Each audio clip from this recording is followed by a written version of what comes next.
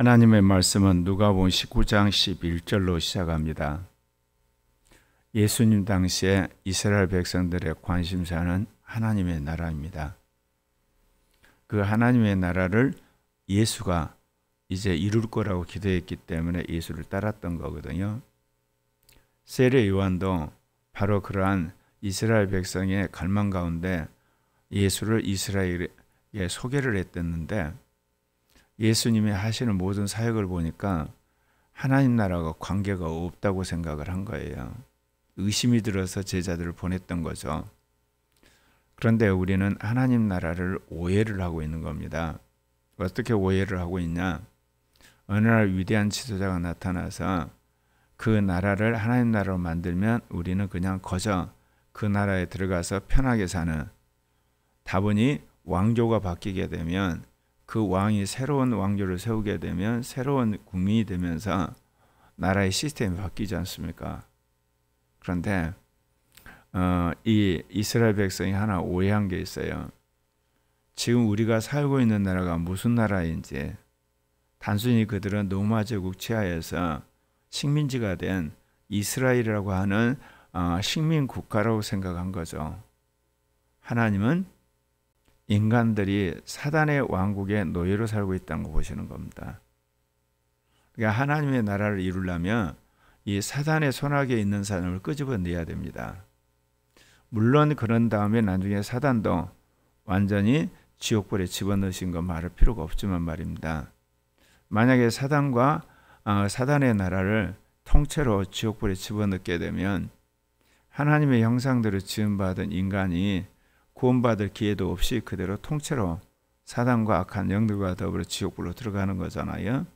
근데 하나님은 창세전에 그리스도 안에서 인간을 거룩하고 흠없는 존재로 예정을 했기 때문에 비록 사단의 손아귀에 있는 자라도 구원해서 하나님 나라로 초청하는 기회를 주셔야 되는 거거든요. 근데 그 구원의 기회가 국가적인 게 아니에요. 나라는 이미 하늘나라에 세워졌어요. 그 나라는 예수 그리스도를 통해서 개인이 들어가야 되는 겁니다. 그래서 예수 그리스도를 개인적으로 영접을 해야 돼요. 부자 청년이 왔을 때 마지막 주님이 너 있는 모든 재산을 팔아서 가난한 사람 나눠주고 나를 따르라. 그때 그가 근심하고 갔잖아요. 제자들이 묻죠. 그러면 누가 구원을 받습니까? 그때 하나님이 하신다. 그러면 하나님이 하시는 구원은 뭘까요? 예수 그리스도를 믿음으로 구원받는 걸 말합니다. 그 대표적인 이제 사례가 이 바로 전에 나왔던 삭개오입니다. 삭개가 민족적인 반역자여 모든 사람의 공적이 될 만큼 세리장으로서 그가 악명이 이게 높으니까 사람들이 너무도 그 세리 삭개오를 싫어했는데 예수님은 오늘 구원이 이 집에 이르렀다고 이야기를 하시죠. 뭐냐면 그가 진실로 회개를 하잖아요. 그러니까 이 세리장은요, 예수 그리스도를 영접했을 뿐만 아니라 그가 하나님 나라의 백성으로 자기의 삶에 명확한 회개의 증거로서 자기 재산 뚝 떼어서 절반 가난한 사람 나눠주고 잘못한 게 있으면 4배를 갖겠다고, 그가 믿음과 더불어서 순종, 한마디로 자기가 거룩한 삶의 결단을 함께 해버리는 거예요. 그러니까 주님이 그 자리에서 구원이 이 사람에게 임했다고 이야기를 하지 않습니까? 우리가 예수를 믿고 나서 새로운 사람이 되기까지 굉장히 그 기간이 기는 사람이 있어요. 근데 어떤 사람은 예수를 믿자마자 그 자리에서 바뀐 사람이 있거든요. 그 대표적인 사람이 누구예요? 사울이라는 청년이잖아요. 사울이 예수를 믿고 나서 아나니에게 성령 세례를 받고 나서 혁명적인 변화를 하거든요. 뭔가 사람의 변화가 다 똑같지를 않습니다. 이제 오늘 말씀은 이제 그런 하나님 나라를 기대하는 그들에게 예수님이 하신 이야기입니다. 이 말씀을 듣고 있을 때 비유로 더하여 이 말씀을 하셨습니다. 자기가 예루살렘에 가까이 오셨고 그들은 하나님의 나라가 당장에 나타날 줄 생각함이로라. 비유를 또 이야기하신 거죠. 어떤 귀인이 왕위를 받아 가지고 오려고 먼 나라로 갈 때 그 종 열을 불러 왕위를 받아 가지고 오려고 먼 나라로 가는 그들에게 은하를 한 문화씩 이제 주는 거죠. 예. 근데 몇 명이에요? 10명이 한 문화씩 주면 이제 10명의 종들이 한 문화씩 가고 장사를 하라는 거죠. 내가 올 때까지 장사라 아니라. 그런데 그 백성이 그를 미워하여 사자를 뒤로 보내어 이르되 우리는 이 사람이 우리의 왕됨을 원하지 않아이다. 여기서 제자들과 백성이 나옵니다. 근데 제자들은 한 문화씩 받아서 이제 장사로 가는 거고 백성들은 그 왕됨을 거부를 해서 사람을 보내서 그 자는 우리의 왕이 될 수 없다고 한마디로 반대 운동을 한다는 겁니다. 그런데 그 귀인이 왕위를 가지고 돌아와 버렸습니다. 은하를 준 종들을 다 이제 불러다가 어떻게 장사하였는지를 알고자 하는 거예요. 은하를 줬는데 그 은하로 어떻게 장사를 해서 얼마를 남겼는가를 지금 회개합니다. 첫째가 나와서 이르되 주인이여 당신의 한 문화로 10문화를 남겼나이다. 주인이 뭐라고 이야기하냐? 지극히 작은 것에 충성하였으니 10고을 권세를 차지하라. 자, 한 문화로 10문화를 남겼는데 여기 보면 지극히 작은 것에 충성했다고 그래요. 우리는 그렇게 생각 않잖아요. 굉장히 큰 것에 충성했다고 이야기를 하죠. 그런데 예수님은 지극히 작은 것에 충성하였으니 10고을 권세를 차지하라. 10고을을 다스리라는 그런 권세를 주는 겁니다. 자, 여기서 귀인이 왕위를 받아 가지고 먼 나라로 갔다는 것은 예수님 십자가에 죽고 부활하셔서 하나님 보좌 우편에 계시다가 이제 그리스도의 왕국의 권세를 가지고 재림하신 걸 말해요. 그러니까 이 땅에 오신 그분은 이제 속죄제물로서 그리고 우리를 위한 구속주로 죽으신 거죠. 통치자는 아니세요. 당신이 이제 하나님 보좌 우편에 계시다가 오실 때 그분은 통치자가 되고 심판주가 되는 거고 다스리는 자가 되는 거거든요. 그래서 왕위를 받아가지려고 먼 나라로 갔다는 것은 주님이 하늘나라로 아버지 우편에 계시는 걸 말해요. 그런데 때가 되어서 당신이 이제 다시 오시는 거예요. 오시는데 종들과 결산을 한다는 겁니다. 이게 결산을 해가지고 여기 보면 10문화를 남겼다 했을 때 10고을 다스리는 권세는 천년왕국에서 이 천년왕국을 다스리는 권세를 이야기하는 거거든요. 근데 우리는 천년왕국은 첫째 부활하면 똑같을까 그러질 않아요. 영적 권세가 다르거든요. 그래서 10고을 다스리는 권세를 주시는데 지극히 작은 게 충성했다. 둘째가 또 와서 주인이여 당신의 한 문화로 5문화를 만들었나이다. 주인이 그에게 이르되 너도 5고을을 차지하라고. 그런데 또 한 사람이 와서 이르되 주인이여 보소서 당신의 한 문화가 여기 있나이다. 내가 수건에 쌓아두었나이다. 그러니까 한 문화를 그대로 쌓아서 그대로 가져왔어요. 이는 당신이 엄한 사람인 걸 내가 무서워함이라. 당신은 두지 않은 걸 취하고 심지 않은 걸 거두나이다. 여기서 이 종이 하나님을 대하는 주님을 대하는 그 관점이 아주 중요합니다. 엄한 사람이기 때문에 그는 내가 무서워했다. 당신은 두지 않은 걸 취하고 심지 않은 걸 거두는 주님이라는 거죠. 그러니까 혹시나 장사를 해서 이 장사로 손해를 끼치게 된다든지 그랬을 때 오는 책임감이 있잖아요. 그래서 여기 보면 그가 이제 그대로 싸갖고 온 거예요. 본전을 가져온 거죠. 주인이 이르되 악한 종아 내가 내 말로 너를 심판하노니 너는 내가 두지 않는 걸 취하고 심지 않은 것을 거두는 어문 사람인 줄로 알았느냐. 이 한 문화를 가져온 종의 가장 근본적인 불행은 주님을 잘못 오해한 겁니다. 하나님이 어떤 분이고 주님이 어떤 분이고 성령이 누군 것을 알고 행하는 걸 뭐라고 신학이라고 그래요. 우리는 신학 그러면 목사가 되기에 라이센스로 생각하는 경향이 많죠. 세상의 조직을 빌면 그게 아니라 신학이란 거는 하나님이 어떤 분이고 하나님 무엇을 원하고 그리고 어떻게 해야지 하나님을 닮아가느냐 그거를 배우는 거거든요. 근데 오늘 이 한문화를 가지고 있는 종의 특징은 주님에 대한 오해를 한 거예요. 그분은 엄한 사람이란 것이에요. 그래서 혹시나 내가 이 한문화를 잃어버렸을 때 심판을 받게 되는 거예요. 그리고 그분은 두지 않는 걸 취하고 심지 않은 걸 거두는 분이라는 거예요. 주님에 대한 오해를 했어요. 주님도 우리를 구속하기 위해서 십자가에 죽으셨잖아요. 그런 연후에 우리의 구주가 되고 주님이 되신 거거든요. 하나님의 은혜를 정말 제가 잘못 오해를 한 게 있어요. 하나님의 은혜는 내 어떤 기도나 나의 수고나 나의 노력이 필요 없다고 생각을 하는 거예요. 그게 아니에요. 하나님의 은혜가 있고 나서 나의 수고와 나의 헌신이 필요하다는 거예요. 그러면 이런 이야기를 하게 되면 하나님의 은혜 있을 때까지 기다렸냐? 아니에요. 은혜에도 종류가 달라요. 하나님이 우리에게 말씀을 주신 것도 은혜예요. 그럼 그 말씀을 우리가 이제 읽는 가운데 깨달음이 오잖아요. 그 은혜라니까요. 그러면 그 은혜에 따라서 뭐를 해야 돼요? 그렇게 살게 해달 기도를 해야 되는 거예요. 이건 내가 해야 될 일이에요. 이제 기도를 했어요.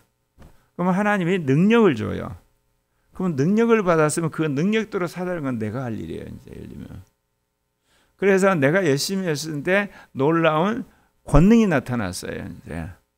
그러면 그 권능과 업적이 나타났을 때 하나님께 영광을 돌리는 건 내가 할 일이에요. 그러니까 하나님이 항상 선제적으로 앞서가세요. 인간은 뒤따라가고. 그럼 거기에 대해서 하나님이 또 거기에 평가를 하세요.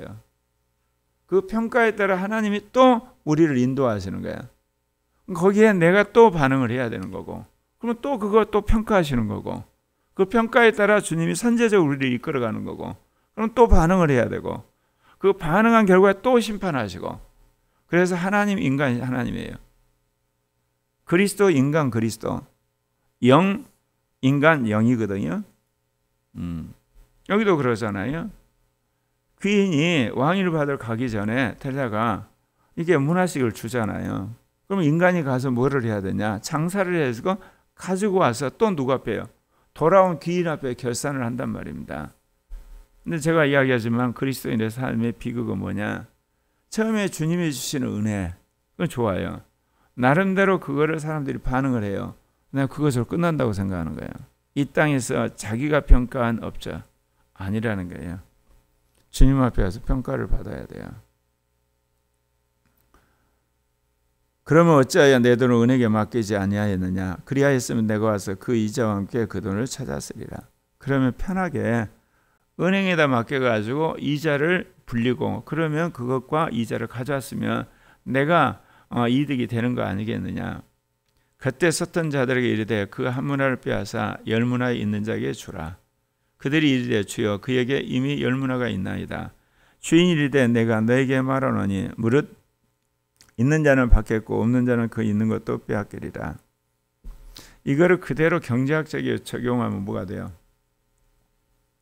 부익분 빈익빈이에요.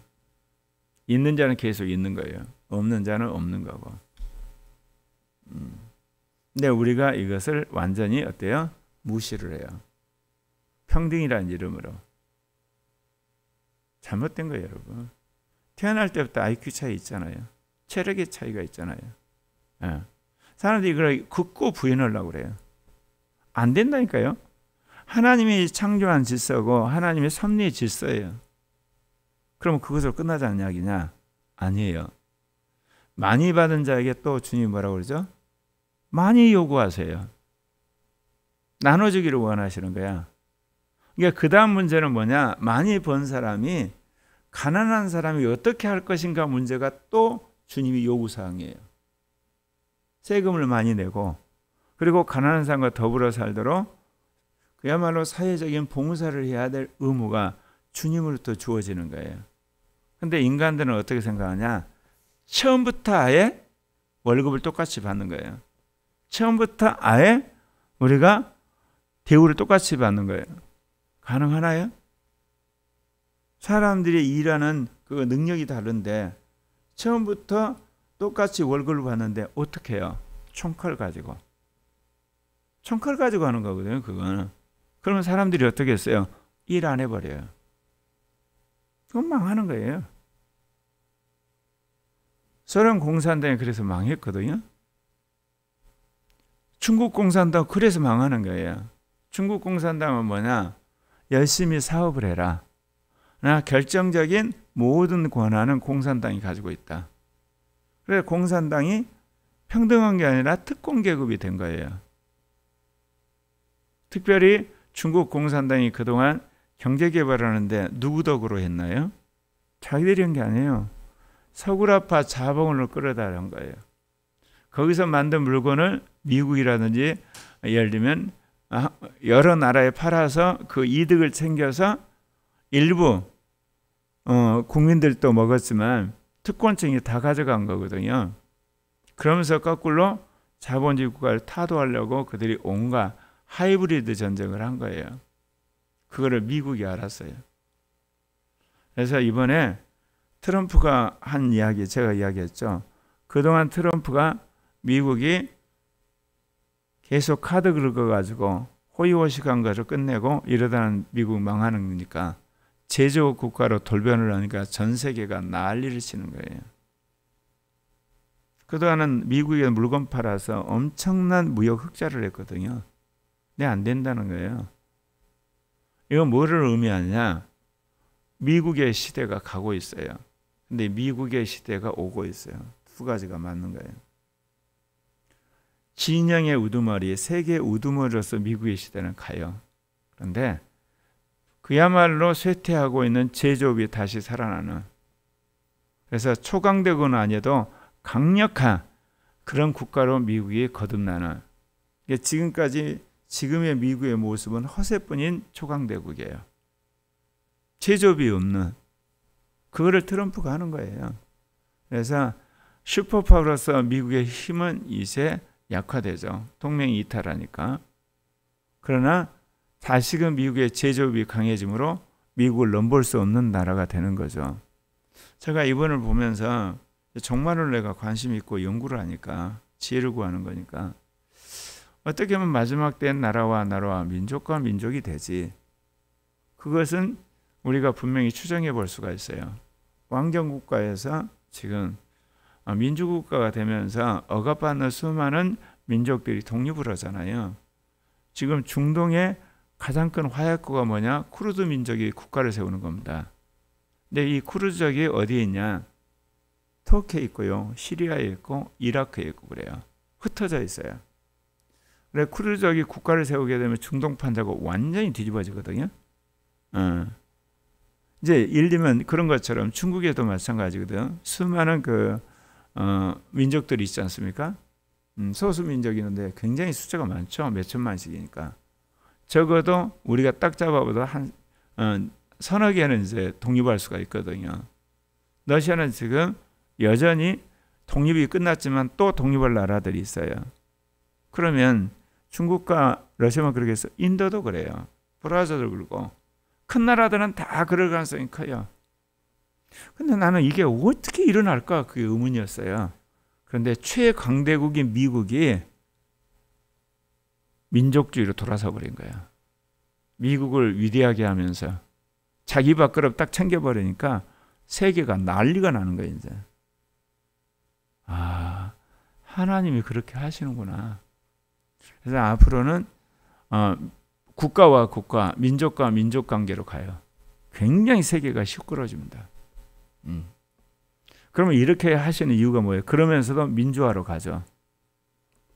세계의 선교를 완성하기 위해서 그러신 겁니다. 지금까지 여러분 생각할 때 초강대국 미국에 의해서 세계가 평안하고, 그러니까 세계 복음은 완성됐다고 생각하죠. 착각이에요. 겉으로만 이루어진 거예요. 이제는 본격적으로 민족과 백성과 방언과 나라 안에 복음이 전파되는 그런 시대로 접어든 겁니다.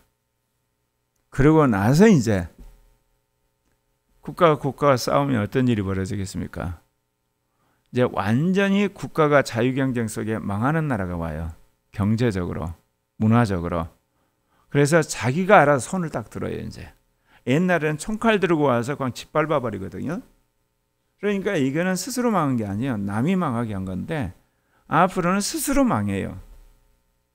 근데 문제는 그야말로 엄청나게 쌓이게 되는 거죠. 세계적으로. 그러니까 인류의 바람이 뭐냐? 이 문제를 근본적으로 해결할 세계 국가가 필요하다. 인류가 원해서 세계 국가가 되는 거예요. 근데 그것도 뭐냐? 자본주의 강대국 중심으로 10개국이 모여가지고 이제 세계 군대를 편성을 하고 각국의 군대들은 다 이제 해체를 하는 겁니다. 경찰 수준으로. 그게 계시록에서 말하는 적그리스도의 나라가 되는 거예요.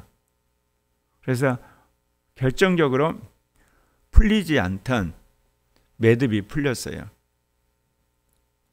윤석열 대통령이 감옥 가서 국민 절반을 개몽시키더니 가장 강대국 미국이 자기 먹고 살겠다 제조 부흥시키려고 그러니까 전 세계가 자기 밥그릇 찾기 위한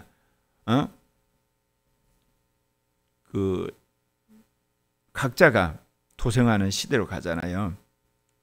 이래서 14나라만 남고 망하는구나. 그거를 제가 이번에 느끼면서 주님이 그 일을 하시겠구나. 그래서 여기 그러잖아요. 내가 너에게 말하느니 무릇 있는 자는 받겠고 없는 자는 그 있는 것도 빼앗기리라. 목회도 그러잖아요. 믿음이 있는 종 주위로 교회가 커지죠. 그러지 않는 교회는 작아지고. 은사도 그래요. 은사가 평등한 게 아니에요. 하나님 달라고 하면 그 사람 계속 그 영적인 걸 알기 때문에 가고, 그러지 않은 사람은 그냥 쪽박자 그대로 있는 거고. 그리고 내가 왕됨을 원하지 않은 저 원수들을 이리로 끌어다가 내 앞에서 죽이라. 자, 종들과 그 다음에 왕됨을 거부했던 백성들 죽이라고 그랬죠. 그러면 여기서 백성 누구를 말하나요? 예수님의 왕됨을 거부하는 바리새인들, 서기관들, 제사장들을 죽이라고 그런 거예요. 근데 여기서 또 주님은 제자들에게 지극히 작은 게 충성하라고 그러시거든요. 자, 여러분 지극히 작은 게 충성한 게 뭐라고 생각하십니까? 세미한 영의 음성을 듣고 그 일에 충성하는 것이 지극히 작고 충성한 거예요. 우리는 이거를 어떤 생각하냐? 작은 일에 열심히 하고 큰 일은 때 되면 크게 아니에요. 영의 음성 듣는 것이 얼마나 작은 일입니까? 세미한 음성이요. 그냥 꽉 스쳐가는 거야. 음성 같지도 않아요. 그러니까 무시하죠. 자기가 이성적으로 생각하기에 더 옳고 더 분명하니까. 근데 지나고 나면 그게 육신적인 거예요. 제가 이번에 윤석열 대통령 탄핵이 기각될 거라 마지막 오판을 해버린 결정적 이유도 결국은 내 어떤 생각이 앞서버리니까 막판에 분별 않고 오판을 해버렸는데, 분명한 것은 2030을 깨우고 교회를 깨우고 민주화 세력 일부를 깨워서 이 나라가 북중로로 가고 신공산주로 간 것은 분명히 알렸어요. 근데 하나님이 윤석열 대통령과 김건희 여사도 심판해버린 거예요. 그럴 수도 있구나. 이제는 이재명과 민주당도 심판해야죠. 그래서 새로운 시대가 열리도록 우리가 기도하고 투쟁해야 되겠죠. 그래서 이 나라가 미국과 더불어서 분명한 정치혁명을 하고 종교개혁의 나라가 되는 것, 그런 주님의 뜻은 변함이 없어요. 말을 갈아타고 하신 것뿐이지. 기도합시다.